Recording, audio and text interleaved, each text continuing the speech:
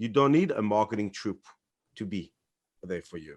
What do you guys think? Am I right or completely off?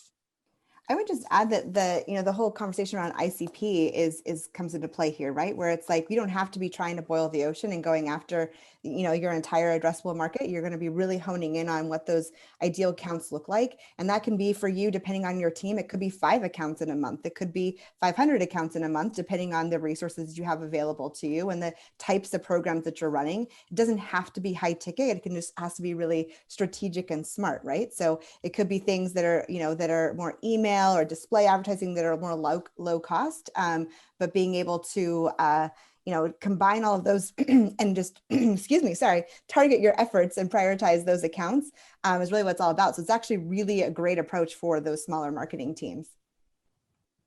Yeah, and I would sort of expand and double down on that, which is the other thing to be mindful of is you don't need a ton of technology to do what we're talking about here, right? Yeah. Again, you sort of mentioned it earlier as one of the, the pain points of people think that the technology is just flick the switch, you deploy ABM and it starts working. And the reality is, you can do account-based marketing and selling without any new technology in place, by just adapting to a more rigorous approach and saying, it's partly a mindset, frankly, to say we are going to focus on, as a marketing and sales team, going after this set of key accounts, as opposed to the marketing team saying, I'm 100% focused on lead generation, right? So first, it's a mindset shift, no matter how big your team is or small.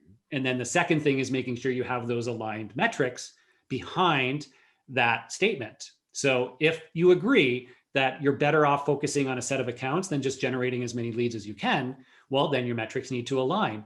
And there was actually a question asked about this of then, now how do you adapt the joint metrics to say, are we engaging those accounts? Are we progressing opportunities within those accounts? How are we seeing pipeline against those accounts and so on? And so I think, again, those are all things that you can do no matter how small or big your team is. And it's more about the disciplined mindset and focused execution as opposed to needing a lot of people or needing a lot of technology. So you're saying, Tyler, stop the press, by the way, we have an amazing comment by Tyler here. It's not just ICP first and then implement 20 ABM tools and then run it. You can actually start by just understanding the approach of sales, marketing, customer success alignment, understand what you're trying to do, engaging accounts, and then as you scale, like add stuff. Is that possible?